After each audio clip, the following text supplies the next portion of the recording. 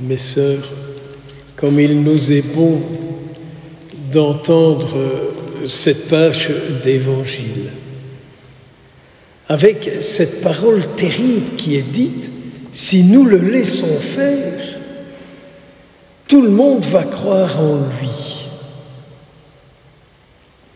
Vous savez que cette parole, elle s'adresse à nous.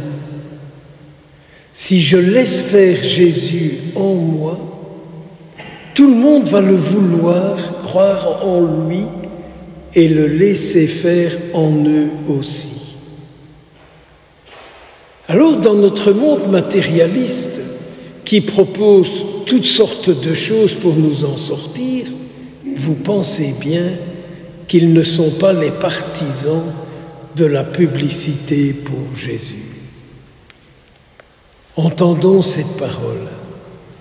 Si je le laisse faire en moi, ça va mal se passer pour lui et pour moi, qui accepte qu'il vienne en moi pour changer ma vie. Est-ce que nous reconnaissons ça comme une vérité pour nous-mêmes? Ou nous nous disons « Oh, Saint Jean nous raconte une bien belle histoire ». Et puis il y a ce Caïphe qui, au-delà de ce côté qui n'est pas bon en lui, parvient à donner une parole prophétique.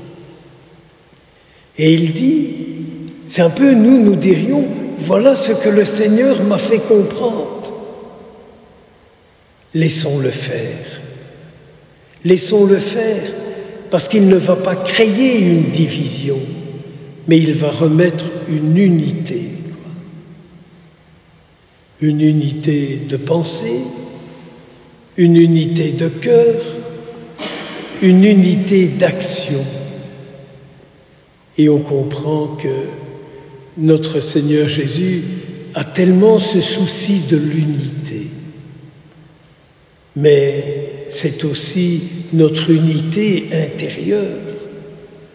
En tout ce que je vis, je m'unis à lui. En tout ce que je vis, je m'unis à lui. Il est l'unité de mon être, de mes pensées, de mes paroles, de mon cœur, de mon corps. Il est l'unité de mon être. Mais qui fait que tu as cette paix en toi? C'est celui qui est en moi, qui remet mon être dans son unité, vais-je dire, bienheureuse. N'est-il pas venu pour nous redonner la paix? Ils sont dégueulasses. Ils sont dégueulasses. Là où on sait qui se trouve, dites-le nous et on ira l'empêcher d'agir. Ça, c'est la parole du mauvais esprit. Dis-moi en qui Jésus agit et je m'arrangerai pour aller le détruire. Et vous me dites que c'est historique. Moi, je dis non. C'est aujourd'hui, 1er avril, et je vous jure, ce que je vous dis n'est pas un poisson d'avril. Et restons incarnés, n'est-ce pas? Ézéchiel disait déjà la même chose. Ils ne seront plus divisés.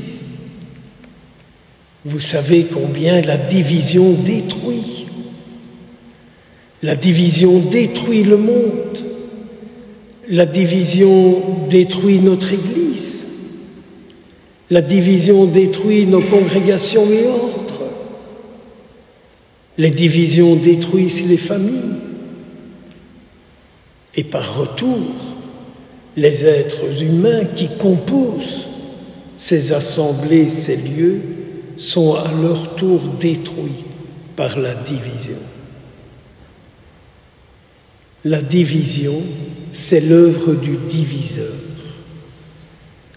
N'oublions pas que la division, c'est l'œuvre du diviseur. Le voir partout, ce n'est pas nécessaire. mais ne le voir nulle part, c'est un fameux danger qui le permet d'agir autant qu'il veut. J'aime beaucoup cette parole d'Ézéchiel quand il dit de la part de Dieu « Ma demeure, elle sera chez eux. Ma demeure, elle sera chez eux. » Dans quelques minutes, notre Seigneur Jésus descendra sur l'autel et puis nous l'accueillerons dans nos corps et nous ferons de lui sa demeure. Nous serons la demeure du Sauveur et en nous il sera celui qui nous sauve. Je comprends alors qu'Ézéchiel, ce petit passage d'aujourd'hui, se terminait par « Je suis le Seigneur, celui qui sanctifie ». Eh bien oui, Seigneur, viens rendre saint tout ce qui en moi, en nous, n'est pas encore saint, mais est en voie de le devenir. C'est peut-être cette parole-là que nous pourrons garder tout au long de cette journée, de ce samedi. Viens rendre en moi saint tout ce qui ne l'est pas encore. Demandons ça à la Vierge Marie, et vous verrez, cette bonne mère, elle fera tout pour que s'accomplisse notre désir, qui est le désir que son Fils est venu déposer en chacun de nous. Amen.